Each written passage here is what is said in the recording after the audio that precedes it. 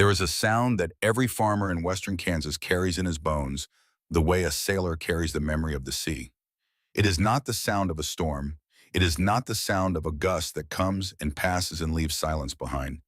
It is something older and more permanent than either of those things. It is the sound of wind that never stops. Not a breeze, not weather, wind. A steady, relentless current of air that comes rolling off the Colorado plains and crosses the western third of Kansas without hitting a single thing tall enough to slow it down. No mountains, no forests, no hills worth naming.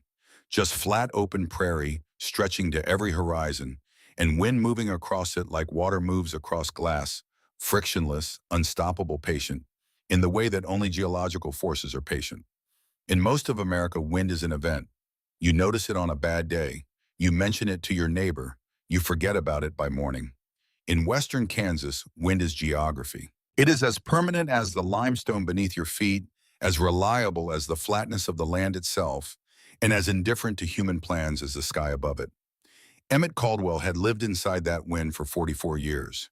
He had been born into it, raised by it, shaped by it, in the particular way that men are shaped by things they cannot change and cannot leave. His father had farmed this same ground before him, and his grandfather before that, and both of them had understood the same fundamental truth about farming in Hamilton County. You did not fight the wind. You absorbed the loss it caused, factored it into your calculations, and kept going.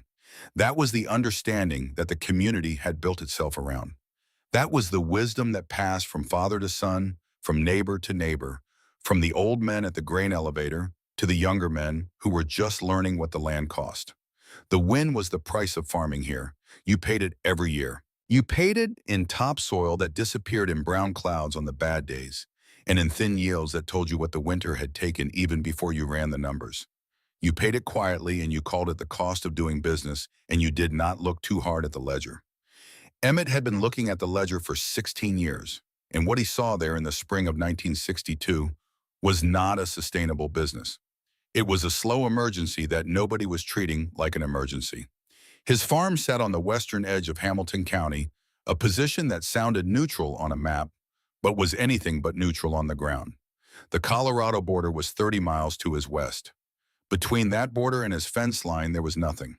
Open range, short grass prairie, 80 miles of uninterrupted flat ground that the wind had been crossing since it came down from the Rocky Mountains, building speed and gathering force with nothing to spend it on until it reached Emmett Caldwell's fields. He was the first farmland the Colorado wind hit when it crossed into Kansas.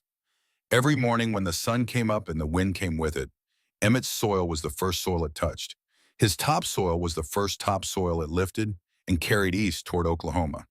His crops were the first crops it stripped of moisture. His yields were the first yields it reduced, and his yields showed it with a clarity that could not be argued with. In 1962, Emmett's wheat averaged 21 bushels per acre. The county average was 34. His grain sorghum averaged 42 bushels per acre. The county average was 58. He was farming the same soil in the same climate with the same seed in the same techniques as every other farmer in Hamilton County, and he was getting 60% of what they got. 60% was not a bad year. 60% was not a drought or a disease or a mechanical failure that could be fixed. 60% was the permanent condition of a man farming the worst positioned ground in the county, and it had been the permanent condition for 16 years, and it was getting worse. His topsoil on the west quarter measured 5 inches. 5 inches was the number that Emmett turned over in his mind, the way you turn over a stone you have just found and cannot quite identify. Healthy farmland needed at least 8 inches to support productive crops. 12 was good. 16 was exceptional. 5 was not farming. 5 was the beginning of the end of farming, the thin layer between cultivation and failure, the distance between a working farm and a field that would grow nothing but dust. And the wind was taking it, not dramatically, not in the visible walls of brown air that the old-timers described from the 30s, just steadily, invisibly, a fraction of an inch at a time on each of the 120 windy days that Hamilton County produced every year. A fraction of an inch per year did not sound like much. Over a decade, it was 2 inches. Over 2 decades, it was everything. Emmett had done the arithmetic He had been doing it for years on scraps of paper at the kitchen table and the margins of the account books he kept in the roll-up desk in the corner of the living room. The numbers always came out the same way. At the current rate of loss, the West Quarter would be down to 3 inches of topsoil by 1975. At 3 inches, the soil could no longer hold sufficient moisture to carry a wheat crop through a dry July. At 3 inches, the microbial life that made soil capable of feeding plants would begin to collapse. At 3 inches, he would be farming rock. He was not a man given to panic. He had the particular stillness of someone who had spent 4 decades working in conditions that did not respond to agitation, who had learned early that the land required patience and observation above all other qualities. He moved through his days at the pace of necessary work, not hurried, not slow-shaped by the rhythms of planting and harvest in the 100 smaller tasks that kept a farm functional between seasons. But the arithmetic would not leave him alone. Wesley Pruitt had been the county extension agent in Hamilton County since 1955.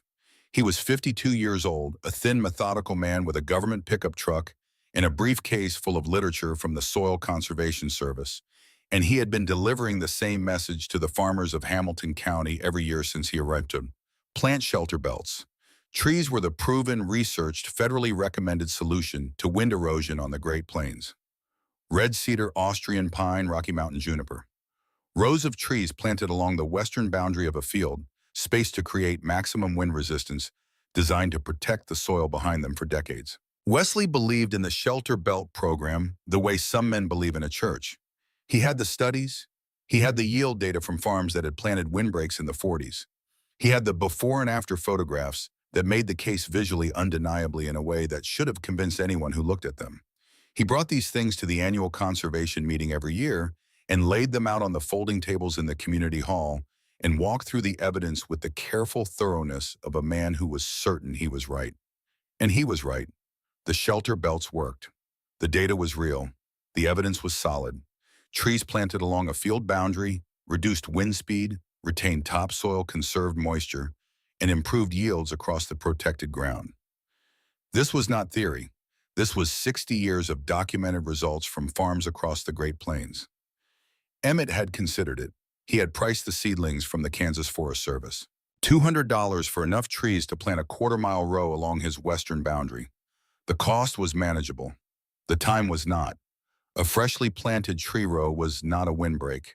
It was a promise. A seedling was 3 feet tall and about as useful for stopping wind as a fence post made of string. The trees needed 15 to 20 years to reach the height and density required to significantly reduce wind speed across a field. 15 to 20 years of watching saplings grow while the wind continued its work. 15 to 20 years of thin yields on the west quarter while the topsoil that remained continued to blow east. Emmett had 5 inches of topsoil. At the current rate of loss, he would be at 3 inches by the time those trees were tall enough to matter. He would have spent 20 years waiting for protection that arrived after the land it was supposed to protect had already been destroyed. He told Wesley this on a morning in late March of 1962. They were standing at the edge of the west quarter, looking at the field, and Emmett walked through the calculation the way he had walked through it 100 times at the kitchen table. Wesley listened. He was a fair man, and he was a careful listener, and when Emmett finished, he did not dismiss what he had heard. But he also did not have another answer. What he had was the Shelter Belt program, and the Shelter Belt program was what he recommended. And when Emmett pointed to the corner of the field where the rocks were piled, the rocks he had pulled out of the soil during spring tillage and dumped against the fence, Wesley looked at them with the expression of a man who is being asked to accept something his training has not prepared him for. Emmett said he wanted to build a wall, 4 feet high, along his entire western boundary, half a mile. Wesley looked at the rock pile. He looked at Emmett. He looked at the rock pile again. A stone wall, Wesley said, was not a recognized soil conservation practice. There was no research supporting stone walls as windbreaks in Great Plains agriculture. The Soil Conservation Service recommended tree shelter belts, grass strips, and strip cropping. Nobody built walls? Nobody in Kansas, Emmett said. But they build them in Scotland. They build them in Ireland. They build them in New England. And they have been building them for 1,000 years. The wind blows in those places too. Wesley wrote something in his notebook. He closed the notebook. He told Emmett to think carefully before committing to something that would consume that much time and labor. He said the shelter belt program was still the proven approach. He drove away in his government pickup truck. Emmett stood at the edge of his field and looked at the rocks. He had been looking at rocks his entire life. Every spring, for 16 years before he could plant, he walked his fields with a stone boat dragged behind the tractor and picked up rocks. The freeze and thaw cycle of Kansas winters pushed them to the surface the way bread dough pushes raisins upward when it rises. Every spring there were new rocks where the soil had shifted over winter, and every spring Emmett gathered them and hauled them to the fence line or the gully or the gravel pit outside Syracuse. He hated rocks. He had always hated rocks. They broke plow blades. They jammed the combine header at the worst possible moments. They punctured tractor tires in the middle of a field a quarter mile from the nearest road.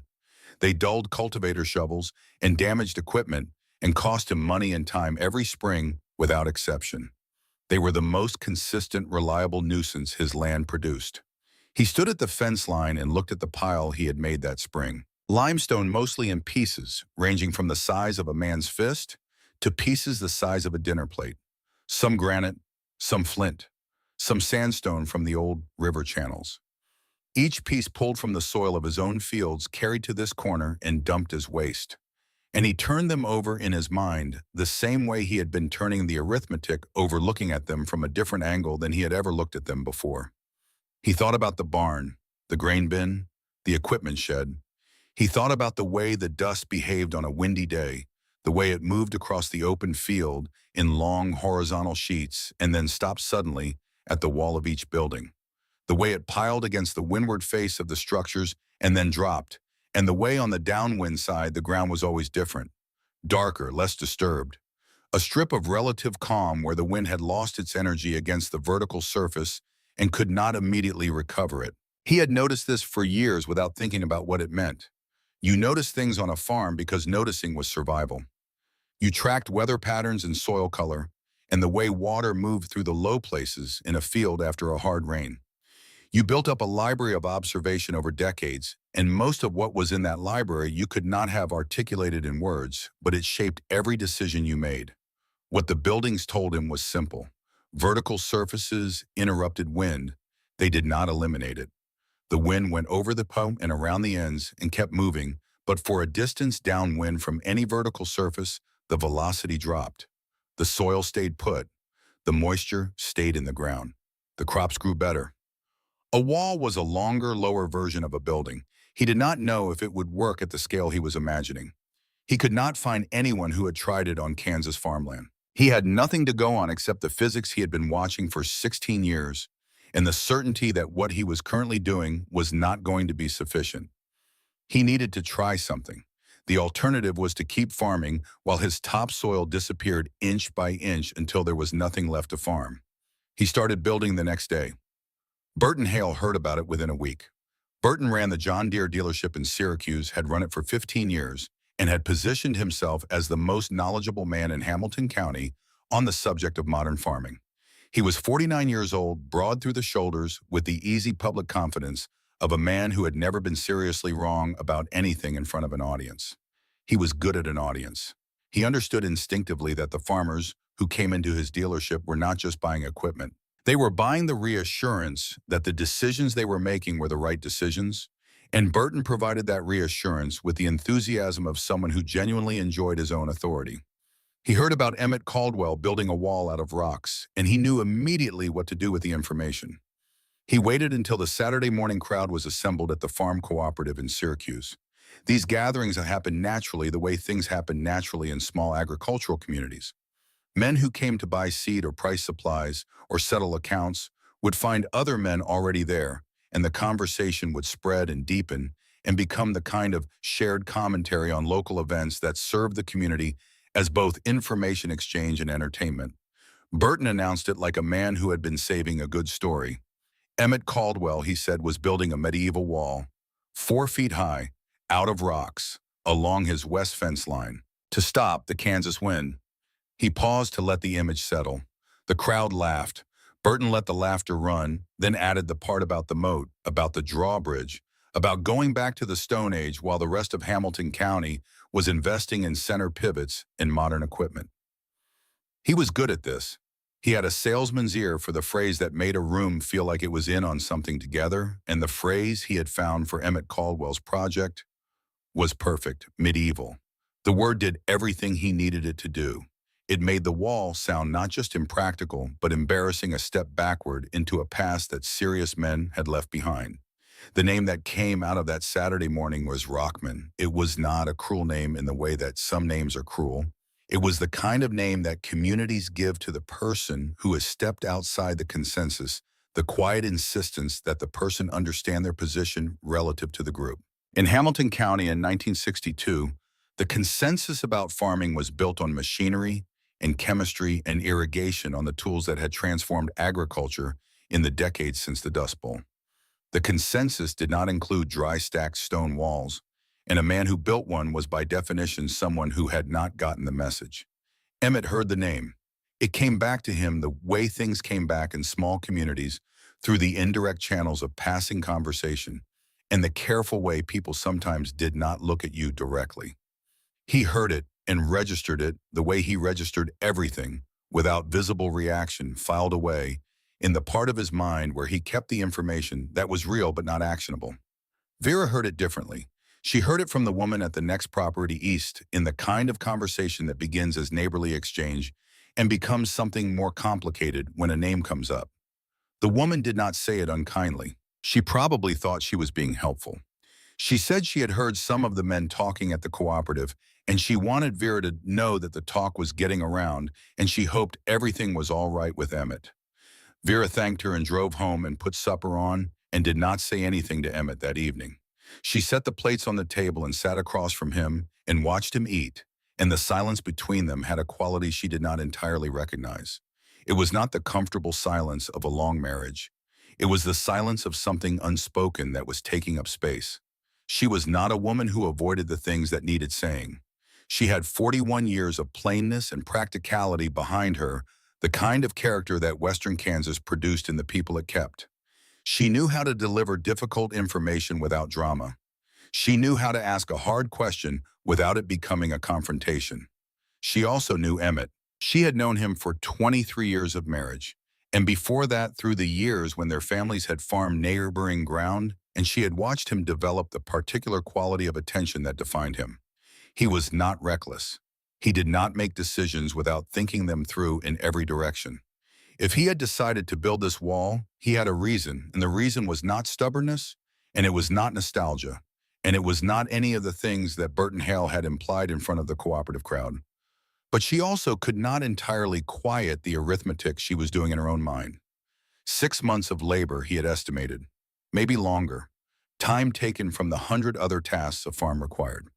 Effort spent on something that no one else believed in, that no one had tested, that existed as an idea in one man's head and nowhere else. And at the end of that labor, if the wall did not perform the way he believed it would, they would have lost the time and the energy and the community standing and still have the same thin topsoil and the same inadequate yields and the same wind arriving every morning from Colorado. She put the dishes in the sink and did not say anything that night.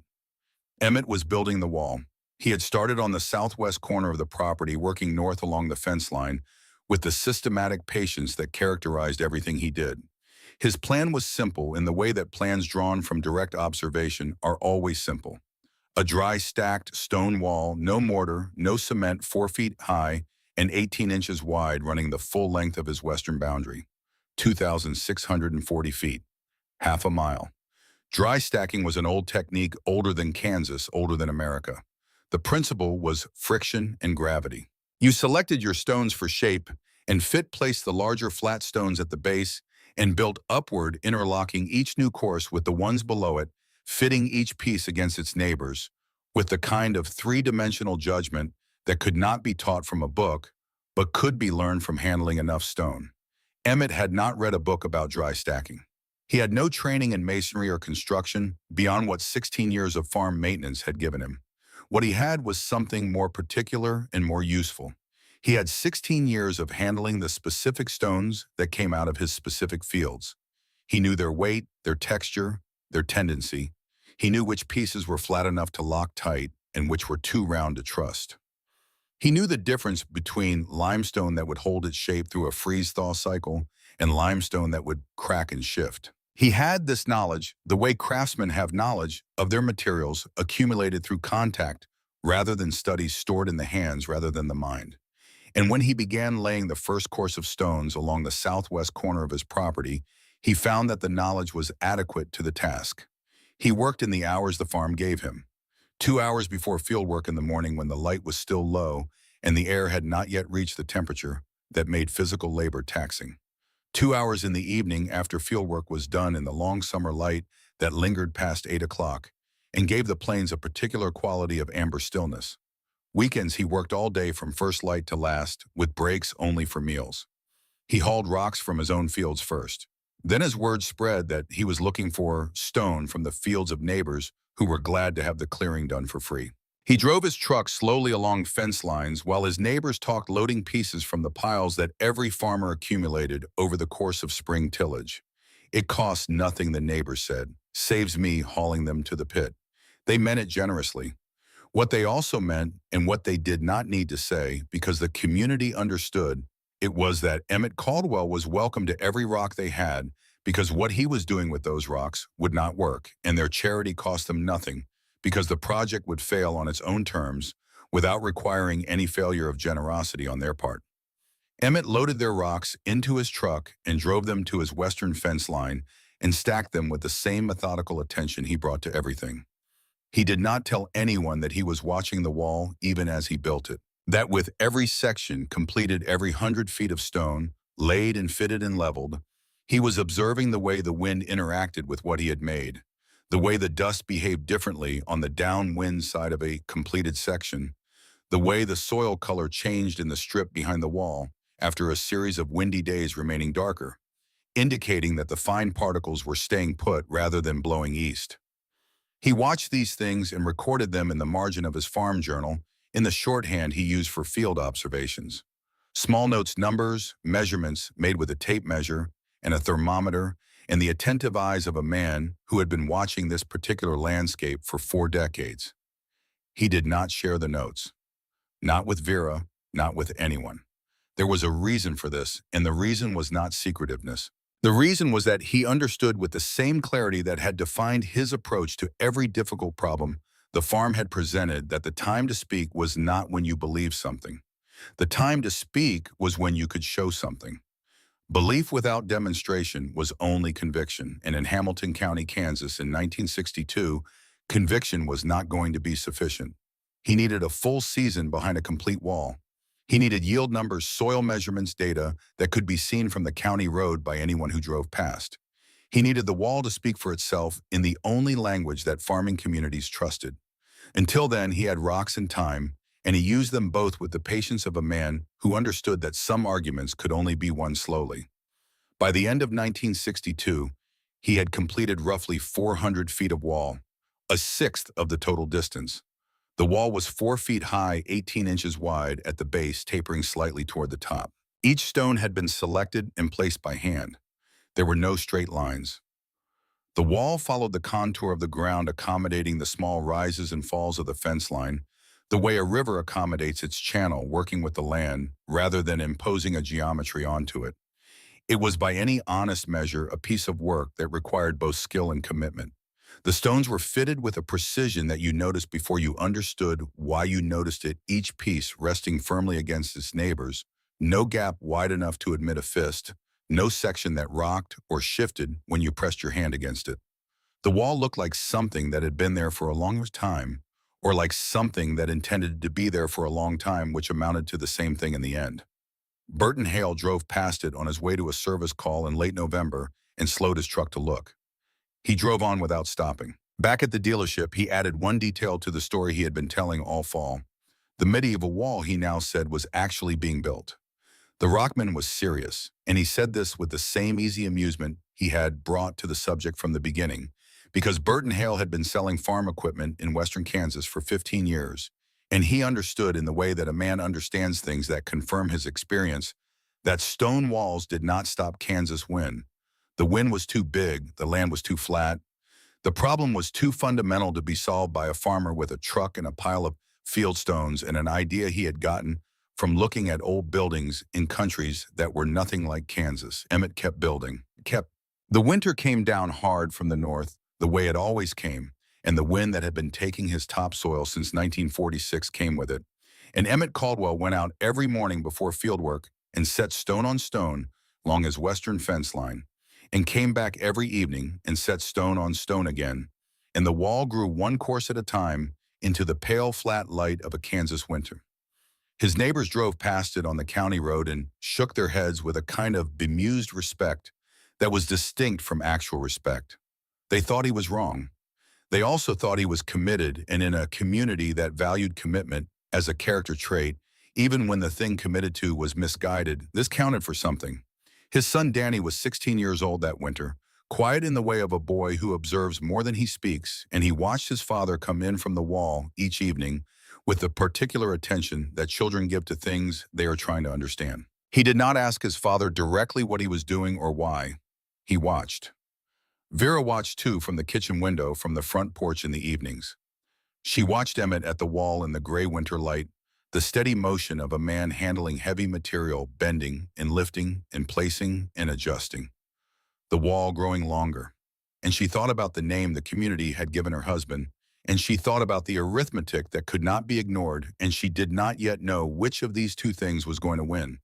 The wind kept blowing, Emmett kept building, and somewhere in the limestone and flint and granite being laid along the western edge of a Kansas farm, a different kind of answer was beginning to take shape. The second year began the way the first had ended, with cold ground and a gray sky, and Emmett Caldwell at his western fence line before the sun had cleared the cedar breaks to the east.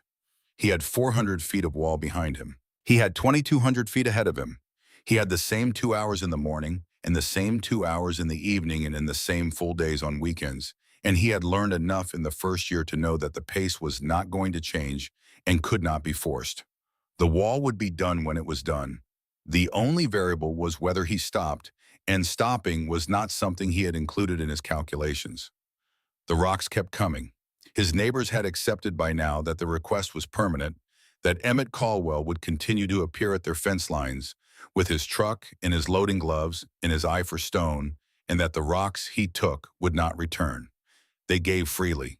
The gift cost them nothing and removed something they considered a nuisance. And if the man wanted to build his medieval wall with the proceeds, that was his business and his error and his time. What they noticed without commenting on it directly was the quality of attention he brought to the selection. He did not take every rock offered.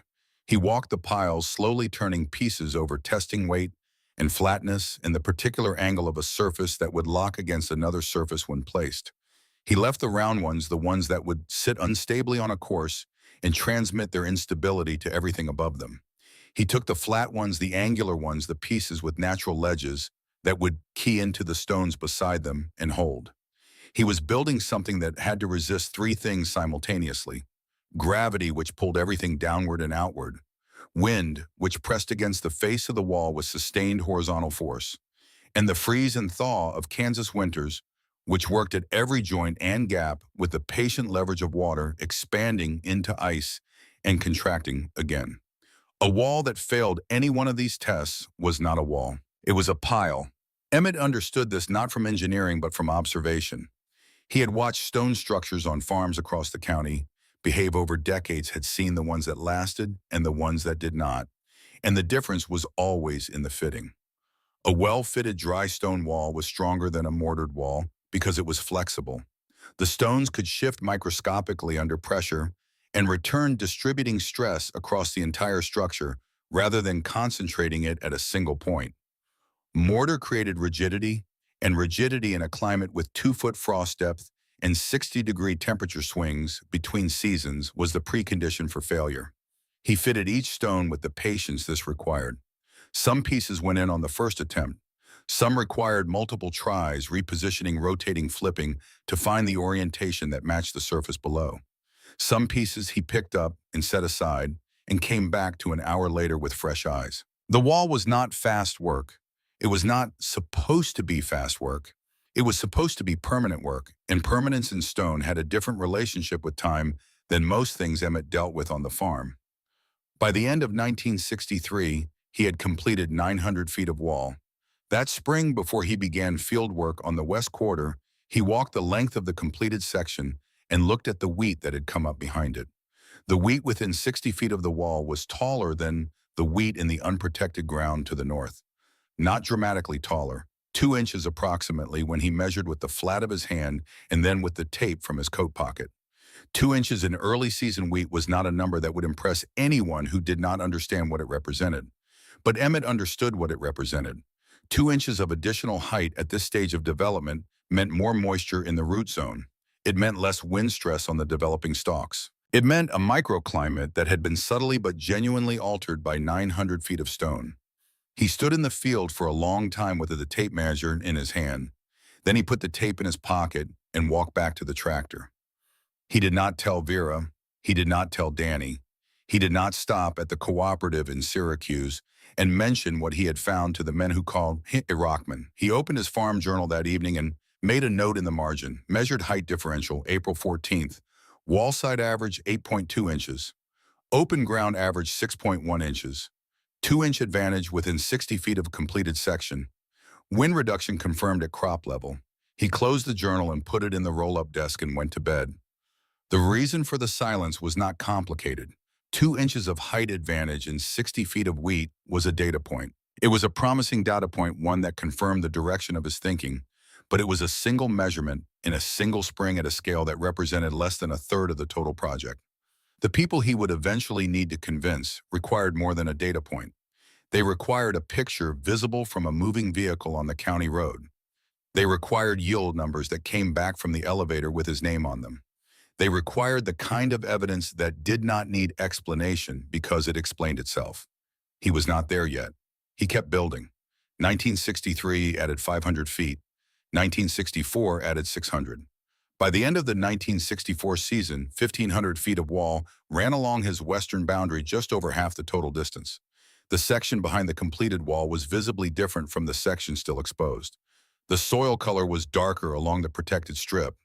The wheat stand in the fall planting was denser and more uniform. The difference was real and it was growing, and the people who drove the county road past Emmett Caldwell's farm were beginning to notice it without knowing what to call what they were noticing.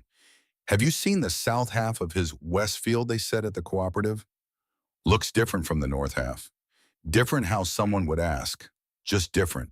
Darker, thicker, like it had a better year. Nobody said the wall.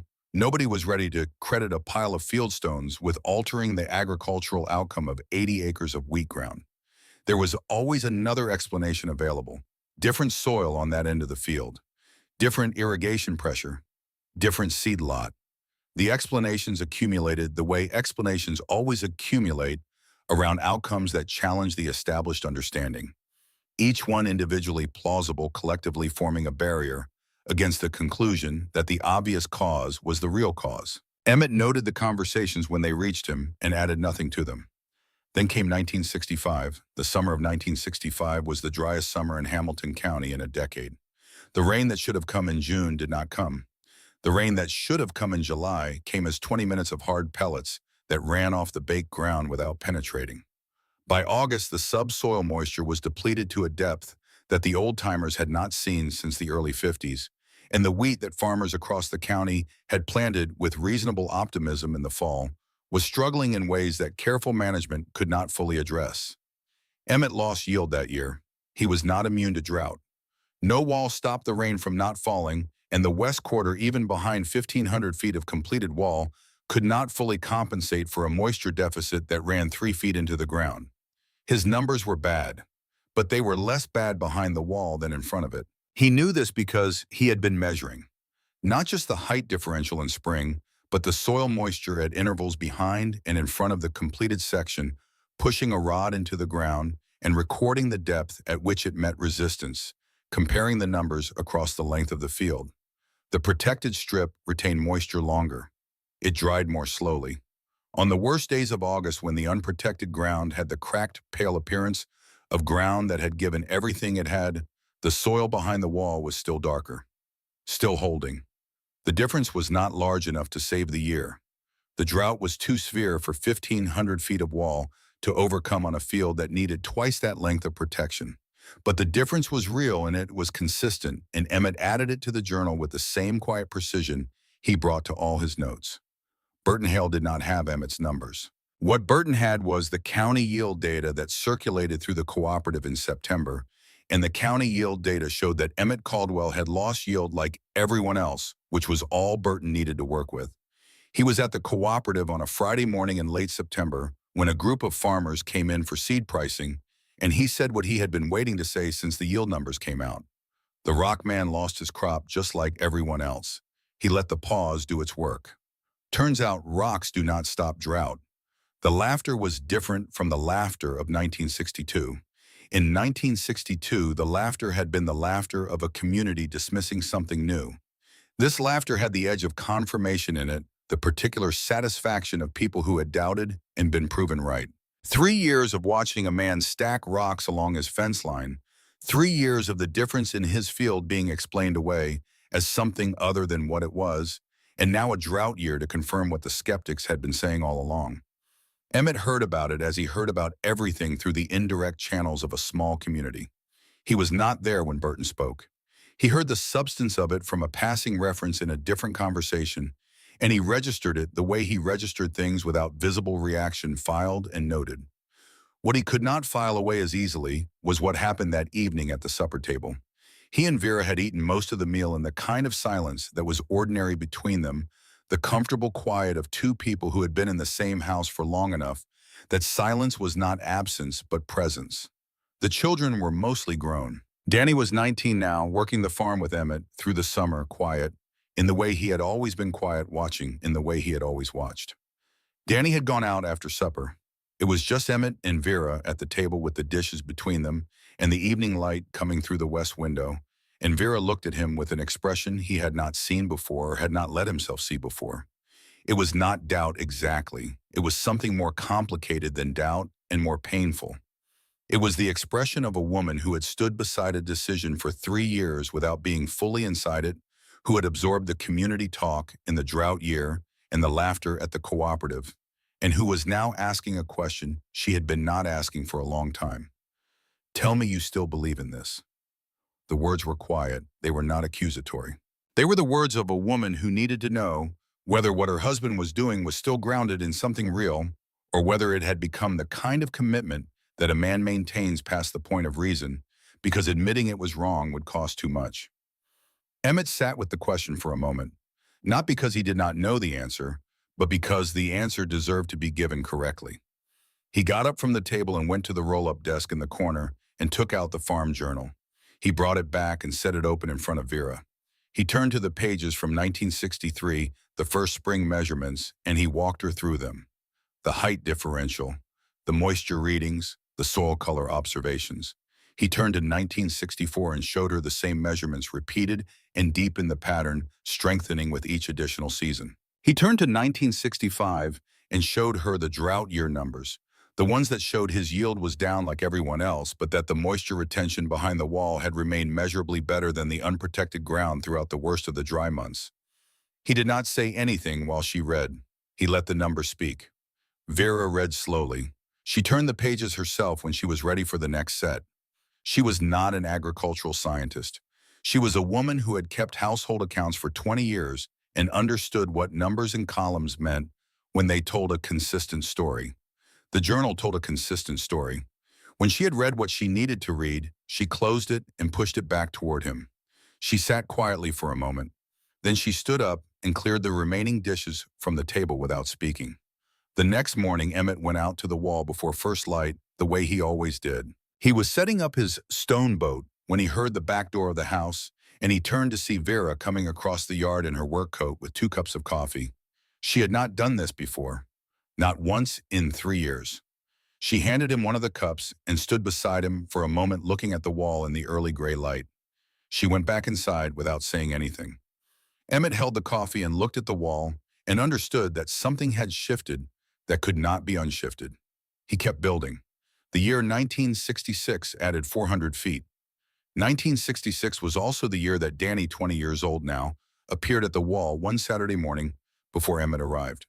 Emmett came out in the early light to find his son already there standing at the end of the last completed section, looking at the pile of rock that had accumulated during the week. Danny had the loading gloves in his hands. He was studying the pile the way Emmett studied it, with the assessing eye of someone trying to read which pieces would be useful. Emmett did not say anything. He put on his own gloves and went to the other end of the pile and began sorting. They worked alongside each other for the entire morning without a conversation that amounted to more than the practical coordination of two people doing the same physical task in the same space. Which stone, where it went, whether a particular piece was flat enough to trust on the next course. The communication that happens between people who are working together at something that requires attention and does not leave room for anything else. At midday, Danny went in for lunch and came back out with the same wordlessness he had arrived with. They worked through the afternoon. In the evening, when the light was going, Emmett set his last stone and straightened and looked at what they had laid. 60 feet of wall in a day, more than he managed alone. He looked at his son standing at the other end of the day's work, pulling off his gloves, looking south along the length of the wall, toward the original section, now 4 years old and settled into the landscape. Emmett understood something in that moment that the farm journal could not have contained. The wall was not only about wind and topsoil and yield numbers. It had never been only about those things, although those things were real and were the reason the wall existed. It was also about what a man built and whether it outlasted him. It was about the particular kind of knowledge that passed between a father and a son, not through instruction, but through proximity, through the shared handling of heavy things, through seasons of watching and eventually doing. Danny had been watching for 4 years. Now he was doing. They walked in for supper together. By October of 1967, the wall was finished. 2,640 feet, half a mile. Approximately 10,000 individual stones, each one selected, carried and placed by hand over the course of 6 years and some months. The wall ran from the southwest corner of Emmett's property to the northwest corner without interruption, 4 feet high, for its entire length, tapering slightly at the top, following the contour of the ground, with the organic logic of something that had grown from the landscape rather than been imposed upon it. Emmett walked it from end to end on the morning of completion. He moved slowly, running his hand along the top course, feeling the solidity of what had been built. The stones that had been set in 1962 had settled into a density that the newer sections had not yet reached. The courses keyed so tightly together that the wall felt less like stacked stone and more like a single continuous piece of material. He stopped at the midpoint and turned to face east, looking across his west quarter toward the farmstead a quarter-mile away. The morning wind was coming from the northwest, steady and cold, in the way of October wind, and he could feel it on his face and hear it moving through the dry wheat stubble of the harvested field. He turned west to face the wall. The wind pressed against the stones. The stones did not move. On the downwind side where he was standing, the air was different. Not calm, not entirely still, but reduced. The sustained force that he could feel against his back when he faced west was not present on the east side of the wall. The air moved, but it did not drive. The pressure was gone. He stood between the wall and the field for a long time, not because he needed to verify what he already knew, but because the moment deserved to be inhabited. 6 years of early mornings and late evenings and weekends in every weather. 6 years of the community calling him Rockman and meaning it as dismissal. 6 years of numbers in a journal that he had shared with no one except his wife on one difficult evening in a drought year. The wall was done. The answer was in the stone. He walked back to the farmstead, put his gloves in the barn, and went in for breakfast. Danny was at the table. He looked up when his father came in and asked the question directly the way Danny asked things when he had been thinking about them long enough. He asked his father if he was satisfied. Emmett poured his coffee and sat down and thought about the question seriously, the way it deserved to be thought about. "Ask me after harvest," he said. The winter of 1967 into 1968 was not exceptional by Kansas standards. The cold came and stayed, and the wind came with it, and the wall that Emmett had built faced its first full winter season as a complete structure. He watched it through the cold months with the attention he had brought to everything associated with it. He watched the snow fence effect that developed on the downwind side, the drifts that formed and deepened as the season progressed, accumulating on the east face of the wall in the way that moisture accumulates behind any barrier. He noted this in the journal. Snow caught by the wall would melt in spring. It would melt slowly into the soil directly behind the wall in the strip where the crops would eventually grow. Free water delivered by the same wind that had been stealing his moisture for 20 years, now redirected by stone. He watched the soil behind the wall stay darker through the dry months of February and March, when the unprotected ground turned pale with cold and wind. The protected strip held its color, held its moisture, held its structure. He planted the West Quarter in April of 1968 with a density he had not attempted before on that ground because the stand data from the previous 4 years told him the protected soil would support it. He planted into moisture that was present at the right depth. He planted with the particular confidence of a man who has been taking measurements for 5 years and trusts what the measurements tell him. He did not tell anyone what he expected. He watched the wheat come up through May, the way he watched everything with the daily attention of a man who is committed to an outcome and is watching the world respond to the commitment. The stand that emerged behind the wall was the best stand he had ever seen on the West Quarter. Dense uniform, deeply green, the stalks growing straight without the lean and stress that wind-damaged wheat showed in its early weeks.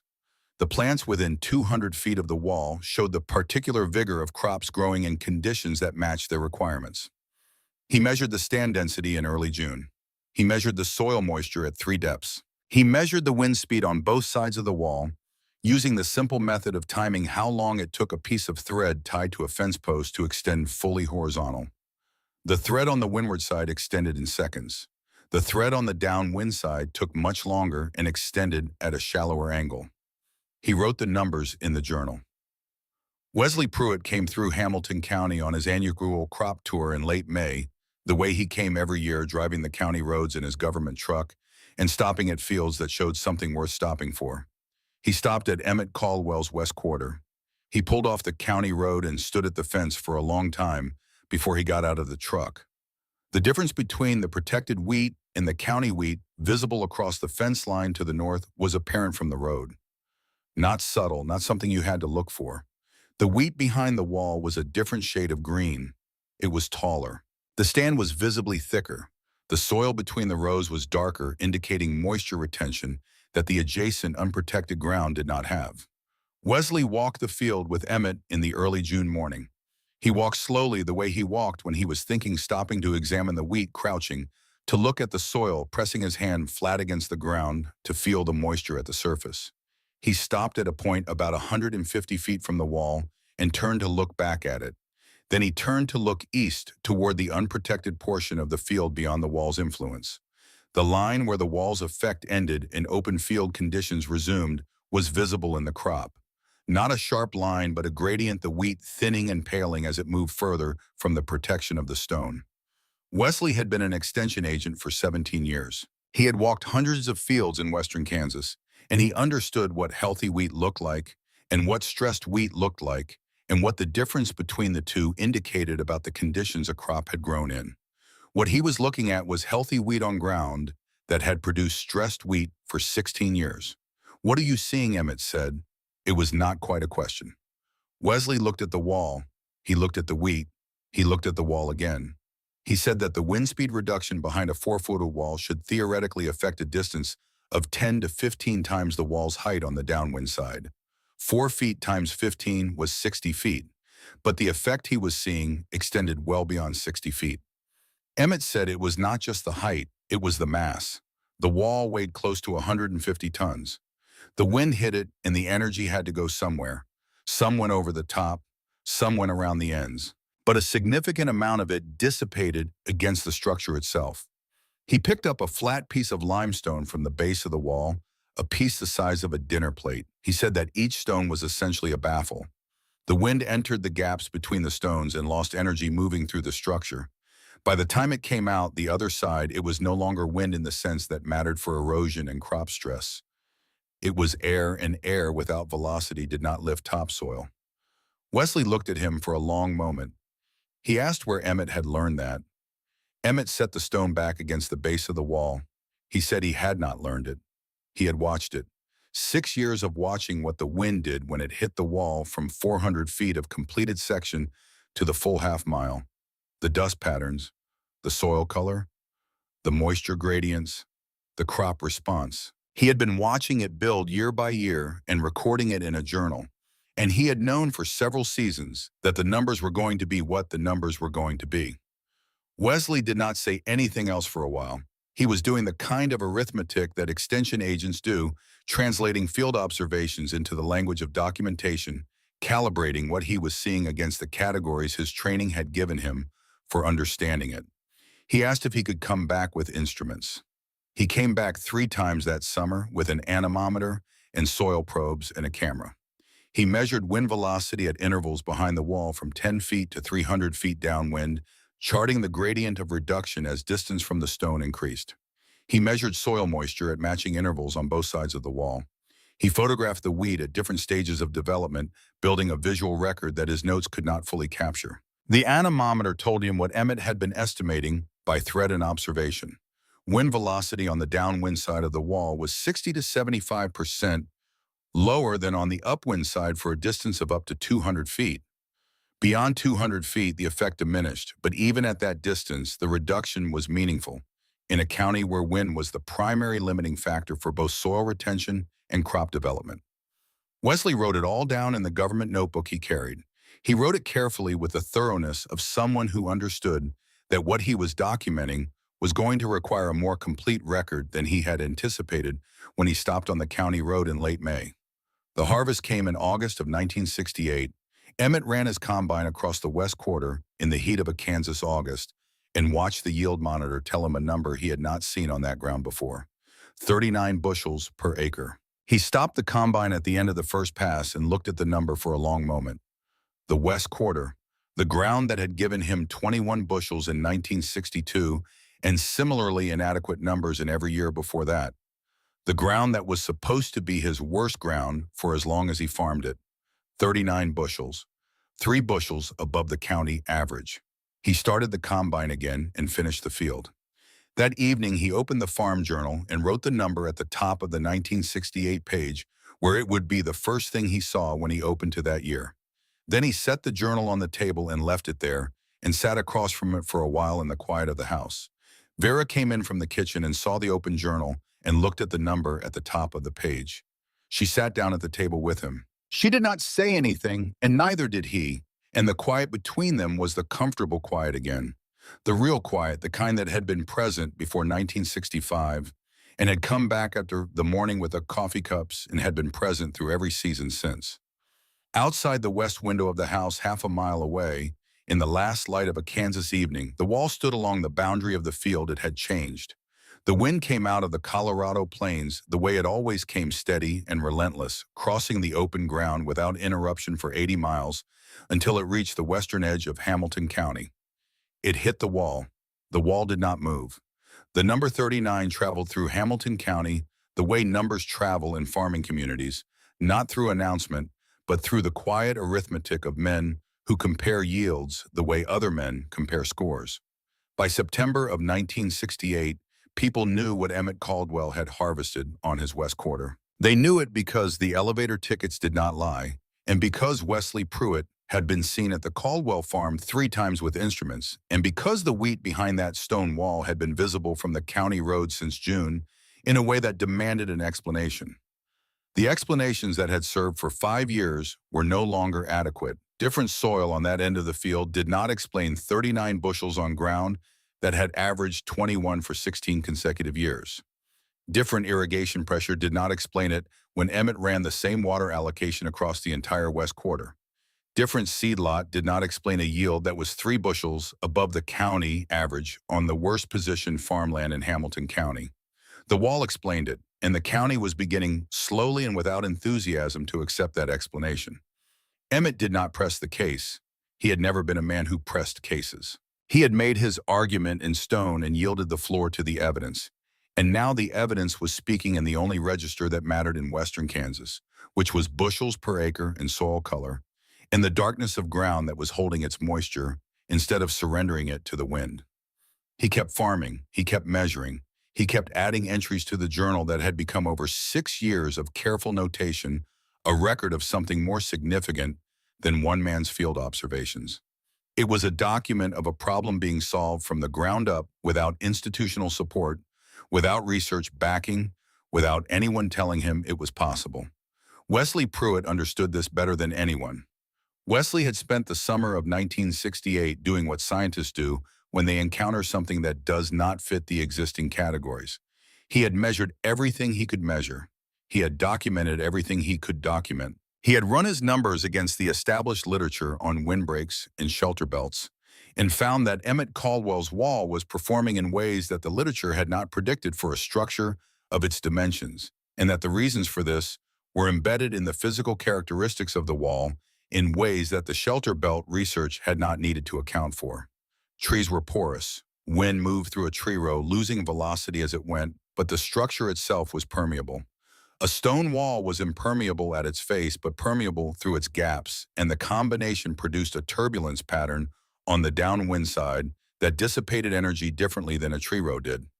The mass of the wall absorbed kinetic energy that a tree row deflected. The result was a larger protected zone per unit of wall height than the existing models predicted. Wesley wrote this up in the fall of 1968. He wrote it carefully in the measured language of an extension service publication, citing his field measurements and noting the limitations of a single-site study. He sent it to the Kansas State Extension Office for review. He told them he intended to publish it in 1969 or 1970, pending their feedback. He also told Emmett what he was doing. They were standing at the wall on a September morning, the harvest done and the ground bare, and Wesley said he thought the documentation should go into the official record. He said he thought other farmers in the county needed to know what the numbers showed. He said he had been wrong in 1962 to dismiss the idea without investigation, and that the dismissal had been based on the absence of precedent rather than the presence of contrary evidence, which was not the same thing, and which he should have distinguished more carefully at the time. Emmett listened to this without interruption.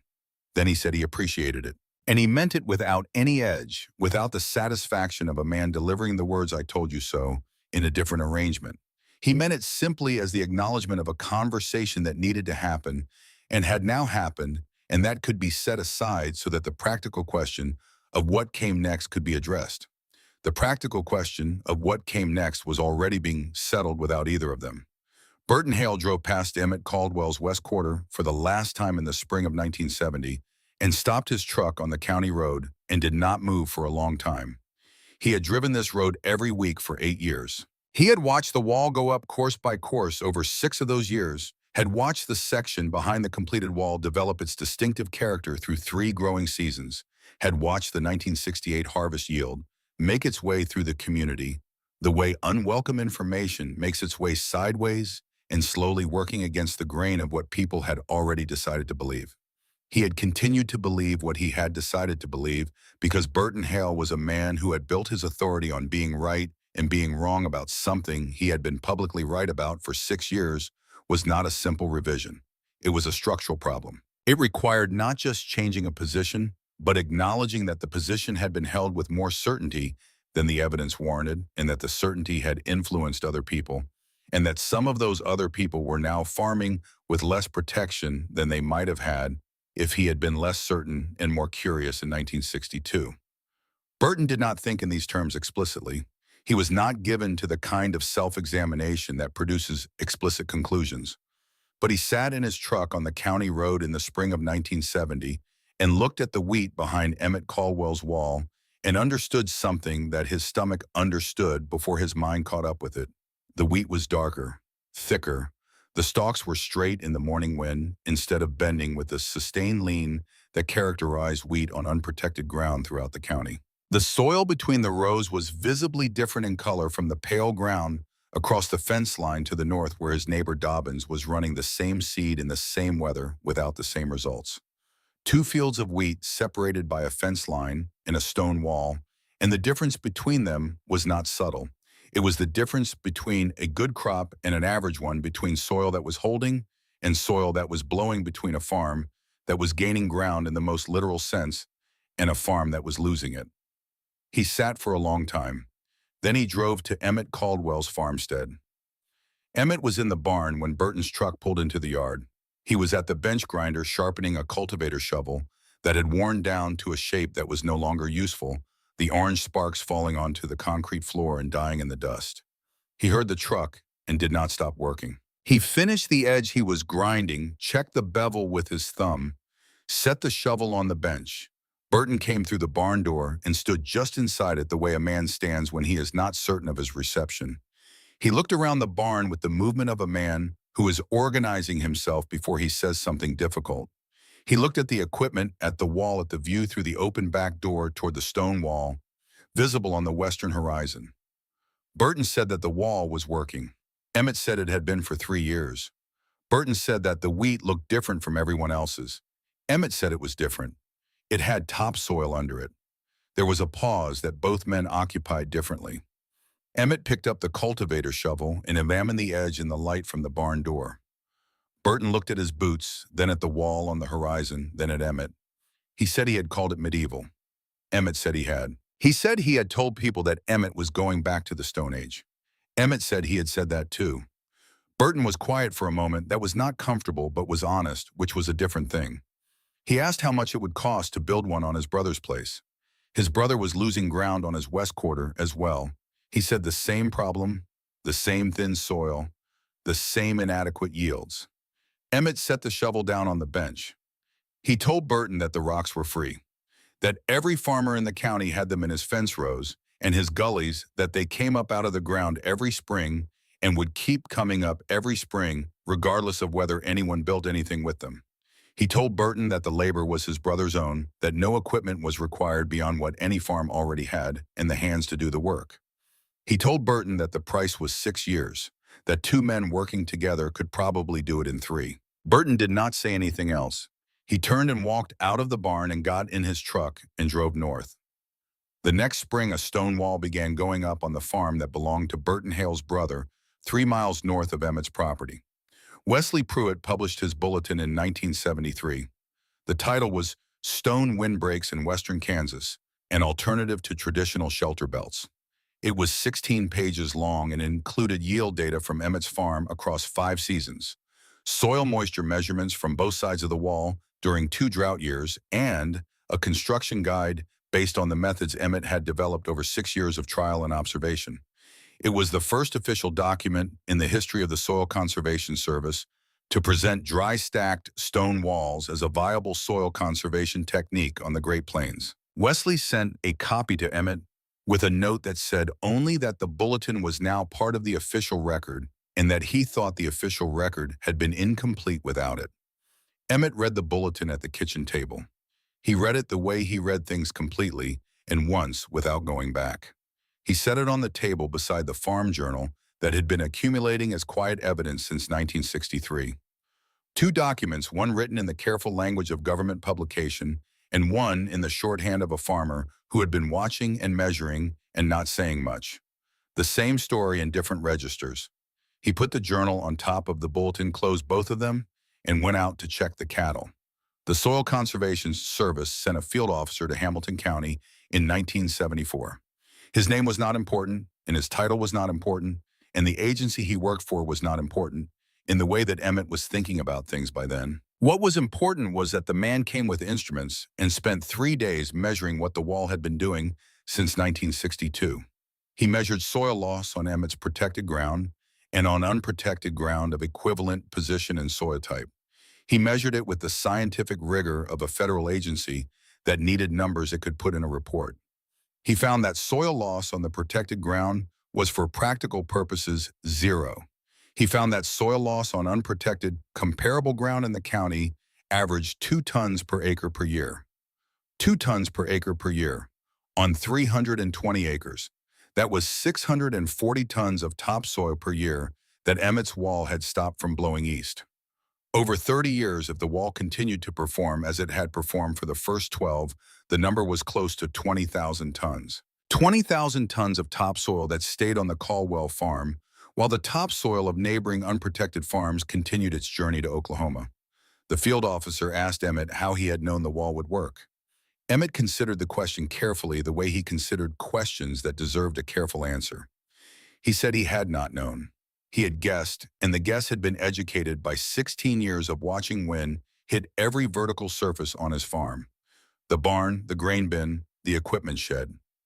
Every one of them had a calm zone on the downwind side where the dust did not blow, and the snow piled up.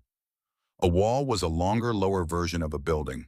The same physics but built from the material the land provided. He said that the rocks were not useful to a farmer who was trying to plow. They broke equipment and slowed work and cost money every spring. But they were very useful to a farmer who was trying to stop wind. The problem defined the usefulness of the material. Different problem, different definition of what was worth having. The officer included this in his report.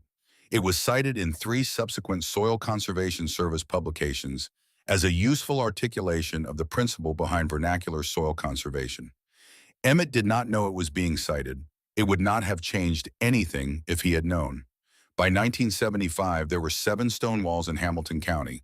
Emmett had built one of them.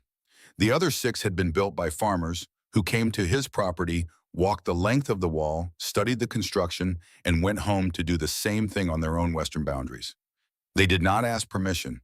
They did not pay a fee. They came, they looked, they understood what could be understood through observation, and they built. This was the way useful knowledge traveled in farming communities. And it was the appropriate way because the knowledge was not proprietary, and the technique was not complicated, and the material was free.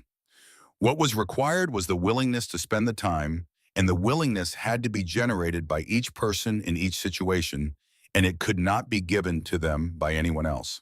Frank Dobbins, the neighbor who had first given Emmett stones from his fence rows in 1962, started his own wall in 1971.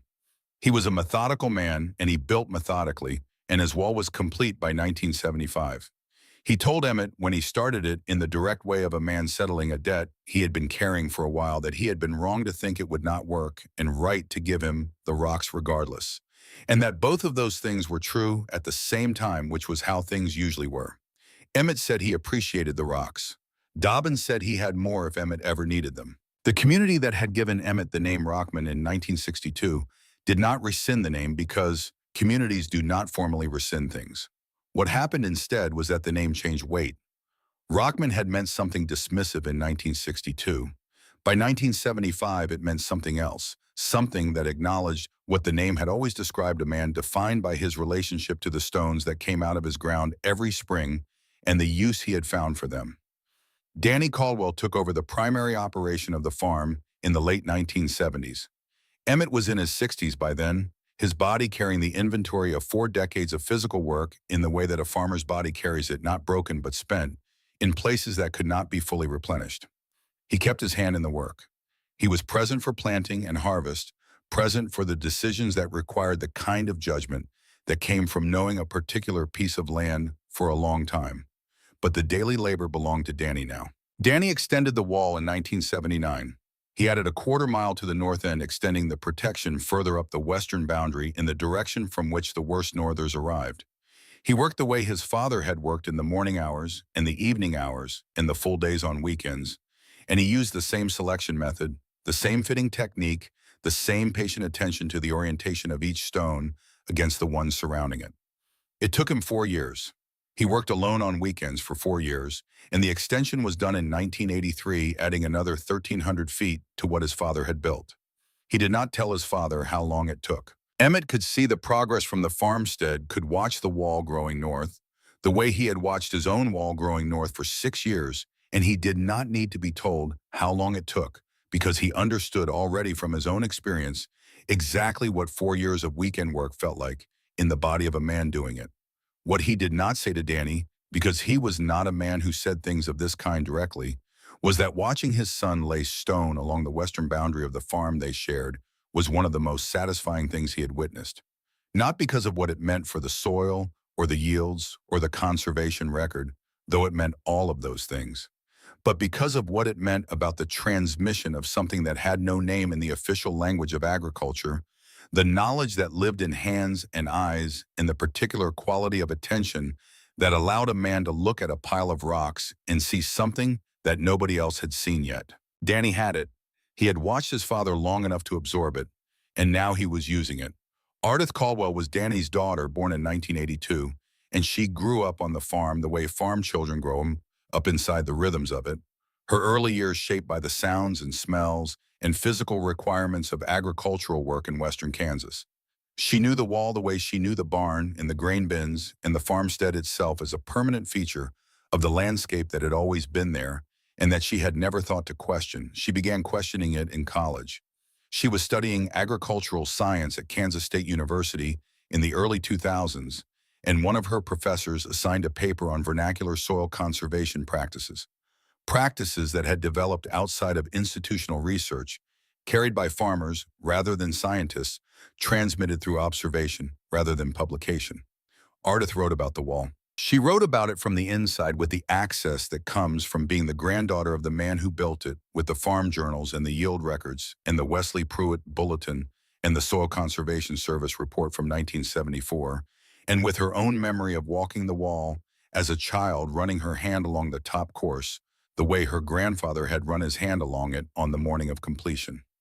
She called the paper Vernacular Soil Conservation Stone Windbreaks as an indigenous response to wind erosion in western Kansas.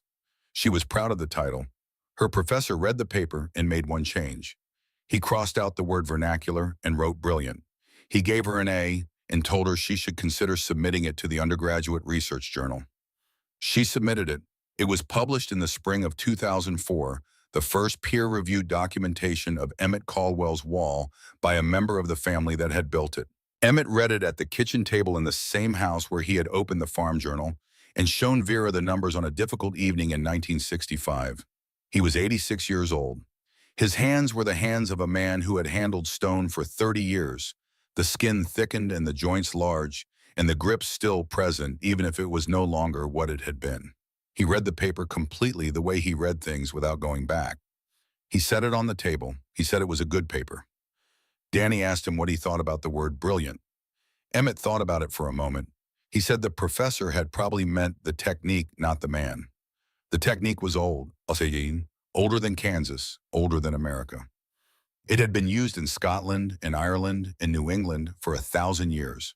What had been done here was not invention. It was the application of existing knowledge to a specific problem in a specific place, which was what farmers had always done when the tools available did not match the problem present. Danny said he thought the professor had meant both. Emmett did not respond to this. He folded the paper along its original creases and put it in the roll-up desk where the farm journals were kept beside the journal that had started in 1963 and the Wesley Pruitt Bulletin and the Conservation Service report, the accumulated record of something that had begun with a man standing at his fence line, looking at a pile of rocks and asking a question nobody else in Hamilton County had thought to ask. He went out to check the cattle. The wall was 42 years old that spring.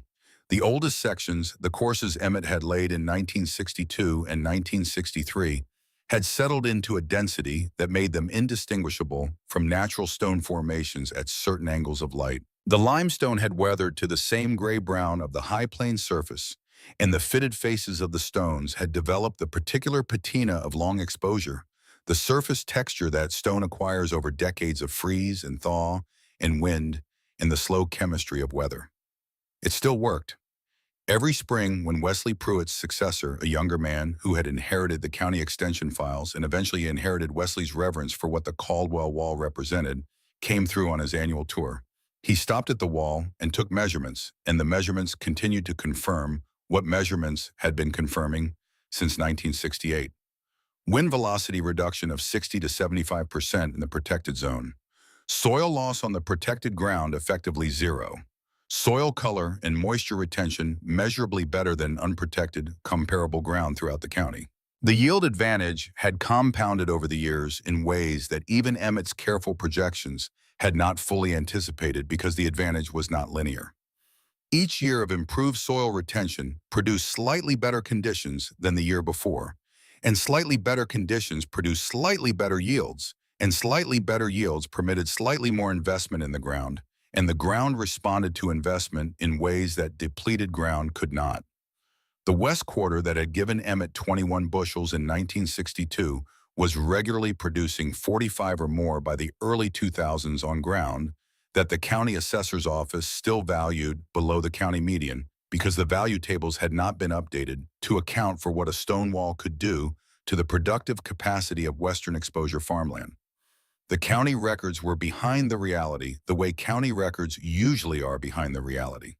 The reality was in the soil. Dark, deep, holding moisture in a county where most fields had lost half their original topsoil depth since 1946. The West Quarter had gained soil, not the fraction of an inch that takes 500 years to build through natural processes, but measurable accumulation, the dust that the wall stopped from leaving, adding its weight to the ground it could not escape. 20,000 tons over 30 years. Emmett had heard the Conservation Service number and had not said much about it because the number was real, but the number was not why he had built the wall.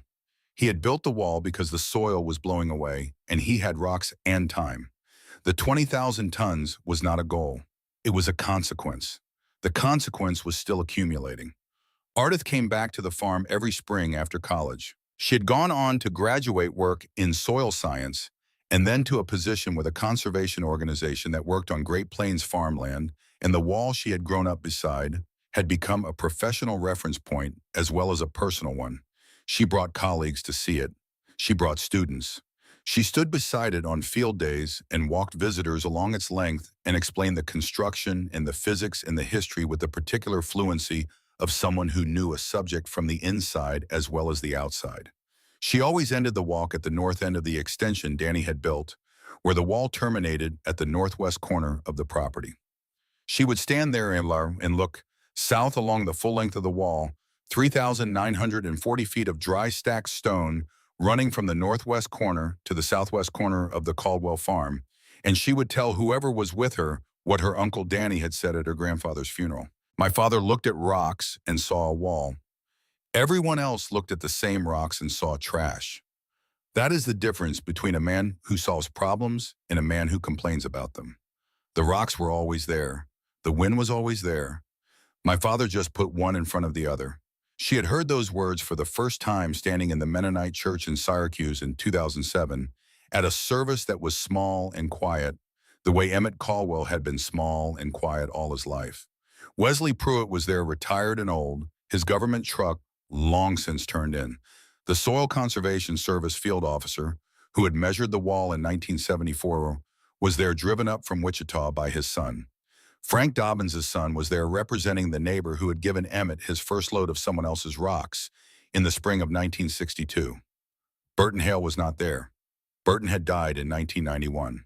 But his brother was there, the man who had built the second wall in Hamilton County on Burton's recommendation. The man who had watched his own yields improve behind his own stone barrier for 20 years, and who understood what he was paying respect to in that small church in Syracuse on a cold November morning. Ardith stood in the church and listened to Danny speak, and thought about the wall in the way that you think about something that has been present your entire life, and that you have finally begun to understand fully. She thought about her grandfather at 16 spending his first mornings at the southwest corner of the property, laying the first course of stones along a fence line, while the community assigned him a name that was meant to diminish what he was doing. She thought about 6 years of early mornings and late evenings, and the particular quality of patience that sustained work requires when no one believes in it. She thought about the journal and the roll-up desk, the careful entries in farm shorthand that added up over 5 years to an argument that could not be answered. She thought about the morning Emmett had walked the completed wall from end to end and come inside for breakfast. She had heard this story from Danny.